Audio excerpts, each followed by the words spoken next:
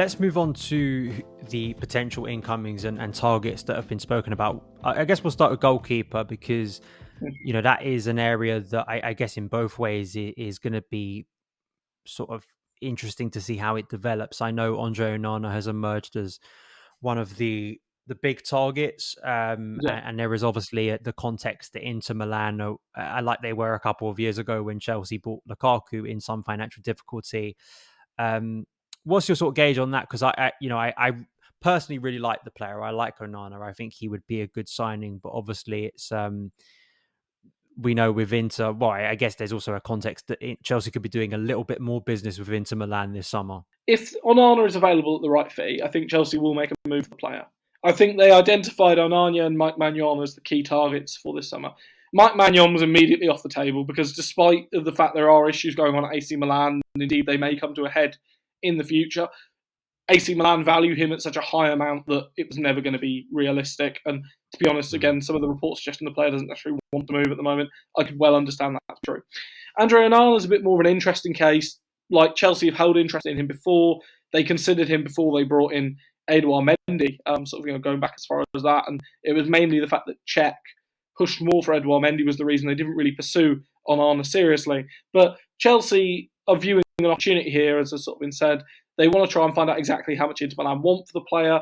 They want to find out how they can maybe, facilitate the negotiations. They are well aware that Inter Milan holds significant interest in Kalidou Koulibaly and also in Romelu Lukaku. But from Inter's perspective, they would ideally like loan deals with no obligation to buy. Chelsea will want something a bit more firm. So maybe a swap deal is possible. But again, as I always say, swap deals in football are sort of double rainbows. They're incredibly rare to happen. You should treasure when they do happen. And actually, to be honest, they seldom, anyone who says that, they're common is lying. I do think that Chelsea can get Andre Onana done if they put the money down, but it's whether they will want to put the money down. That said, I don't necessarily think Pochettino believes Kepa is a long-term solution at number one. I saw some people reporting that, he might be looking at that opportunity. From what I understand, that's really not something on the club's cards at the moment. They are looking to make that change. Robert Sanchez and Ilian Meslier are both liked by various members of the staff, but again, they are way down the sort of pecking order. David Raya, Chelsea looked at the player, but again, the fee is obnoxious, and Brentford aren't going to reduce it. Just even with 1 year left on the deal, they're happy to keep the player for a year. If no one meets the valuation, they've brought Mark Flecken in already, who is a phenomenal replacement. I'd argue probably upgrading on David Raya anyway. So I think Chelsea will try and push for Andre Onana. I think failing that, they might go after Robert Sanchez, but again, that'll involve dealing with Brighton, which Chelsea and Brighton have a less than perfect relationship, I think is the phrase to use, especially in recent months. It's sort of soured somewhat. An absolute wild card from my perspective. I think Keylor Navas' agent will want him to get out of PSG again. I don't think Forest are going to bring him in permanently. He might be available on the cheap, might be a solution for a year or so. Chelsea are also conscious whatever they do with the goalkeeper, they have to provide a pathway for Garga Slonina, because they made certain assurances to Slonina, and I know getting the Slonina camp quite well. They made certain assurances at the time, which is why he picked them over a raft of other opportunities, including Wolverhampton Wanderers that were very, very keen and were almost effectively ready to offer him a chance to sort of start and compete with Sarr. Real Madrid that had a pretty clear plan for him to play in Castilla, and Bayern Munich that had a pretty clear plan for him to play for Bayern too and then go on loan. So I think whatever they do, they need to factor that into their thinking. Yeah, I guess the problem that you have with the goalkeeper situation, and I think we've seen this with some of the academy goalkeepers that have been consistently going on loan, is you do have that kind of potential bottleneck. If you do have a very settled number one, what is the pathway for that number two? It's very, unless that player becomes injured and it opens up the door, as there's the argument it sort of opened up the door this summer, but I'm sure, Selena, there is probably I don't know if there's a willingness. I'd assume there's a willingness to maybe send him out on loan next season to get some first team football.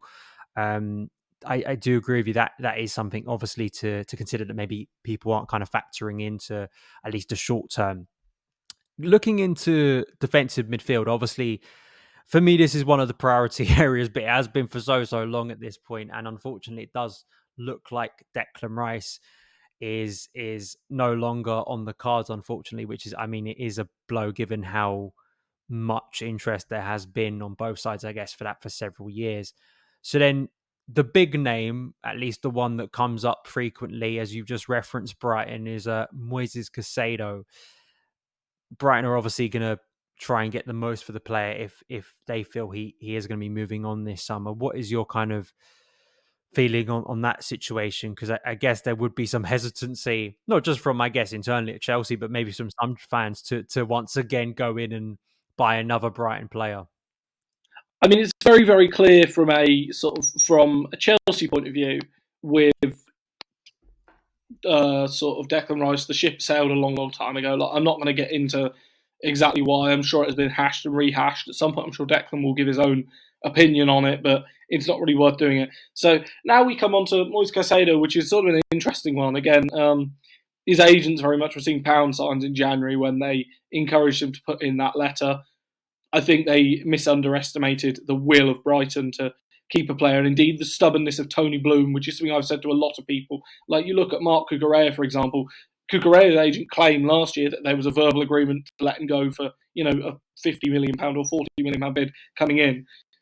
Manchester City made that bid. The player handed a transfer request, and Brighton just flat out rejected both of them. So I think people saying, Caicedo is definitely going to go because there's this, agreement in place to let him go, are maybe a little bit sort of naive in that regard. Now, if a club meets the valuation, Brighton will let him go. But I think the valuation at this moment in time is very much up in the air. They're waiting to see exactly how much Declan Rice goes for. They've seen now how much Jude Bellingham is going for. They've seen how much Enzo Fernandez has gone for. And from what I understand, Brighton value Moises Caicedo, rightly or wrongly, at a similar level. Now, Chelsea would like to bring the player in, but again, Brighton's issue is that they don't really want to deal with anything with Chelsea that doesn't involve Levi Colwill. They continue to try and push for Colwill, even though they've been told it's not for sale. Certainly, I think from Chelsea's perspective, the fact they're trying to move on Kalidou Koulibaly, as we've said, and the fact that they are open to listening to offers for Trevor Chalobah, even if the player doesn't necessarily want to go, suggests to me they're trying to show that pathway to Colwill, and also the fact that there have been significant injuries in the defence and Thiago Silva is not getting any younger, to me suggests they're trying to carve out that pathway. Now, for Caicedo, I think he's a very, very good player, but I think Chelsea should steer clear and look elsewhere, because I can't see any scenario where Chelsea buy Moises Caicedo that doesn't involve Levi Colwill leaving the club, and I think Levi Colwill is a bigger loss than Moises Caicedo is a gain. There is obviously interest in Romeo Lavia, as also explained. Southampton are in a weird situation here in that they value him at a significant fee. You're sort of talking 50 million plus. They are conscious that in a year time, Manchester City can just come back in and swoop him back for 40 million if they do end up keeping him. They aren't necessarily against that because they view 40 million as sort of the minimum fair value, I think. And they also view him as a player who, could absolutely dominate in the Championship. Lavia himself is keen on making the move to a Premier League club if the right offer comes about, but he isn't necessarily going to push and force it. Chelsea would like to buy the player, but it's all about trying to get the fee down and trying to negotiate the fee down. I understand there have been sort of some positive conversations in the last couple of sort of days between the two clubs, so maybe this is one that Chelsea can really sort of hone in on. But certainly at the moment, nothing is really sort of imminent. And they are also conscious as a club that they do have, Carney Chukwuemeka, Andre Santos and Cesare Casadei, all of whom have, impressed in varying levels and varying degrees in the last year, but need to be shown pathways and need to be integrated. Certainly there was a hope that Andre Santos would get his work permit in January so they could keep him at the club, get him homegrown, and also start developing him and blooding him. Cesare Casadei, again, the expectation is he'll go on loan, but Pochettino really wants to look at him in pre-season. He likes the look of the player. He likes the fact he's made all the right noises about sort of wanting to impress. And Carney Chukwuemeka, again, he would like assurances over his minutes. He wants to play games. He doesn't want to just be sat on the bench or in the reserves all the time. Pochettino is, again, keen on exploring him and seeing exactly what he can do. So I think Chelsea will be keen to try and look at what their midfield solutions are that are within budget, don't necessarily jeopardise other activity, and also allow them to show the pathway. Because although they are losing a lot of players this summer, obviously, I think, Kante is obviously now gone. Kovacic looks, pretty certain to go to Manchester City. There's question marks over Ruben Loftus-Cheek, although nothing's sort of exactly imminent. Question marks over Mason Mount.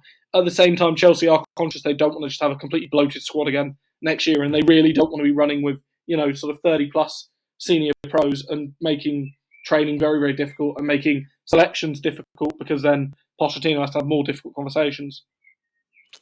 Is there any chance, maybe I'm just being I'm realistic here because I saw the Mhm. name of Ethan Ampadu crop up, obviously, with the playoff the other day, which was an unfortunate moment for him. Once again, another relegation out on loan. But, he is, I Mhm. was looking at some of his numbers actually last year, and how actually they were pretty encouraging given the level of football or the level of club he was playing at.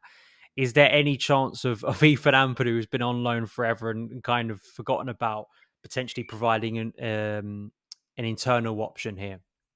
Mm.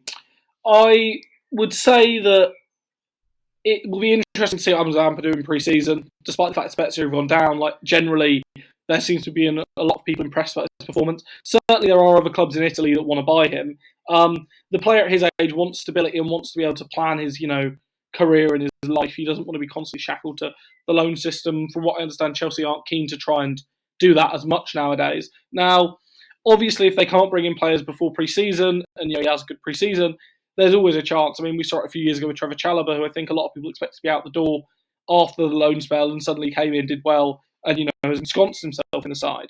But I think from Ampadu's perspective, maybe the issue is sort of the ship has sailed somewhat. There are clubs that are prepared to sort of make an offer and offer more firm assurances, and maybe that'll suit him better. Now, whether that is right or wrong or not wholly depends on your sort of viewpoint. I know a lot of people want to see an experienced midfielder come in, a proper sort of destroyer come in, rather than sort of a passing midfielder, which I think is what Ampadu has been more typecast as, even though he is pretty good at the defensive aspects as well. And I think also from the club perspective, certainly there's still regret over the fact Billy Gilmore left at the end of last season. I mean, or sort of the end of the last year's window. I spoke to sort of people in and around the club, and it was very clear that they were sort of keen on sort of keen on trying to keep the player, and indeed a lot was done to try and persuade Billy he wanted to go on loan for the year, but his mind had already been made up, and it's possible Ampadu might come back from his loan and decide his mind is already made up. He wants to go elsewhere rather than sort of chance it. And I think all of this, in terms of being patient, in terms of, trusting what you have right now and looking to develop the talent that you've brought in and invested in, all comes to the appointment of Mauricio Pochettino, who I think it seems like a suited coach for that environment, in terms of being told, actually, you're not going to get the 90 million striker this summer. Can you develop what you have in the squad? And that's why I felt that Pochettino was always the best choice available. And I just want to sort of get your take. Just a small thing here, because I did see some mainstream outlets like Sky Sports reporting this a few weeks ago, and I rolled my eyes because it just seemed sort of farcical. And this idea that Pochettino's can only walk up to Chelsea and start work officially on the 1st of July. So he's completely out the loop of everything until then. Can we just dispel that myth? Because it was just one of those kind of mainstream things that just annoyed me because it just sounded so ludicrous. Okay, so officially and legally, and from a contractual point of view, Mauricio Pochettino does not start any work with Chelsea Football Club until the 1st of July. And from a legal point of view, there is no official grounding. However, there are ways that obviously you can circumvent that, and because he is into his last month of his sort of contract, I believe legally he is allowed to talk to his new employers as per UK legal regulation. Certainly, there have been conversations also with players because, again, they can be conducted completely separately. And if such, conversations with a certain staff member then happen to be fed back to another staff member who had certain levels of responsibility, then obviously this could be actioned. Now, Mm. I think realistically, it's safe to say Pochettino has done a lot of planning and has been involved in a lot of stuff. He's already started to speak to players and has started to make it clear who isn't in his plans. Certainly, there are a number of players that have just been told, "You're not in my plans. Go and find solutions elsewhere." There are some of them that have been told, "You're not in my plans at the moment," but obviously things might change. And there are some of them that have said, "You are in my plans. You're staying here." But I would sort of couch it and say that formally nothing can be done. Like, formally nothing can be started, and that's why it wouldn't necessarily shock me if, for certain transfer deals, for example, you had to wait until January the 1st because of the not January 1st, even July the 1st. God, go. If it's January the 1st, then God, it is taking a long time. Jumping forward Yes, to our exactly. mid-season crisis. Exactly. But there are, wouldn't surprise me if necessarily some deals were sort of held back for then. But certainly from, you know, a realistic point of view, yes, stuff is happening, and he is obviously involved in the centre of it. Pre-season is one of those things that I think last summer, was quickly forgotten because of how much happened actually in the season. But it's one thing that I kind of constantly stress and criticize the club, because I think that pre-seasons at times, in my personal view, are maybe not scheduled, or I don't think always give the best preparation. I know there was criticism and frustration from Tuchel last summer about the travelling. In terms of Chelsea, they're going back to America, not a massive surprise. Has there been maybe an understanding of that travel, the danger and sort of the disruption it has on players? Because it seems to me that although Chelsea are traveling around the US, it's not as extensive or as drastic in terms of time zones and distances as it was last summer. And hopefully that will help what is likely to be a pretty intense, you'd expect, training plan from Pochettino. Yeah, I would say that there's certainly been a lot less travel this time around. I think someone said about 50% less actual travelling involved this time around, and a lot of the games are in similar time zones, similar locations. There's also been a real focus, and someone said this to me, on fitness in pre-season. Like, there's going to be a lot more fitness sessions. There's going to be a lot less photo opportunities, for want of a better word, that maybe there were sort of last year, and a lot less sort of disruption in that regard. So I think that Pochettino will be quite happy with it. I think obviously there's got to be a balance of it, but certainly from conversations I've had with people that are involved in the planning of it, they've said there's going to be a much better, organised and coherent pre-season rather than last year when it was all just a bit of a mess because it was organised at very late notice and a lot of things couldn't be finalised until the takeover was complete. Yeah, hopefully it is a lot better and the mood is a lot more energetic and positive than it was last summer, because it did feel all round a bit of a mess. And then, of course, that led into a pretty terrible season. A final question, just in terms of sort of what your hopes and kind of feelings are ahead of next season, because given how bad things have gone, given how much work needs to be done on this squad, and you're bringing in a new head coach, I guess expectations are a lot lower. So kind of what do you think is the more realistic scenario or kind of ambition for Chelsea under Pochettino next season? I think a realistic scenario has to be getting back towards the top of the towards the top end of the Premier League. I think a good run in a cup, ideally in the FA Cup, would be sort of important, and also securing some form of European football. Obviously, ideally the Champions League. I think next year it's 5 Champions League spots in England because of the weird, convoluted way they're rebuilding it. But I think above all, there needs to be a much more sort of coherent and less chaotic sort of nature around the club. I appreciate, people have associated the last 20 years as being chaos and trophies at Chelsea, but I think we need to try and move away from that sort of mentality and refocus ourselves sort of towards it, because it's not, gonna sort of, it's not necessarily sensible. Hopefully, yeah, competence is the word I keep using when I'm thinking about what I want to see from Chelsea next season. So hopefully we get a lot more of that. Thank you so much for coming on the show today, Rob. Just before we wrap up, just give you a chance for people to find your work online. Yeah, if you want to find my work, it's at RJP Journalism, and also again give the at CSW Social and CFC Social a follow on Twitter as well, because I do some bits on there as well. Yeah, definitely. I definitely suggest go and follow Rob's work. Done some brilliant work also covering the women's team, who are definitely bringing us a lot more joy, because the men haven't been doing as much as that over the past year. But thank you guys for listening, for watching. I'll be back again very soon. You can follow me on Twitter at SonOfChelsea. Please do give the podcast a positive rate and review. It really does help out. And I'll see you again very soon. All the best.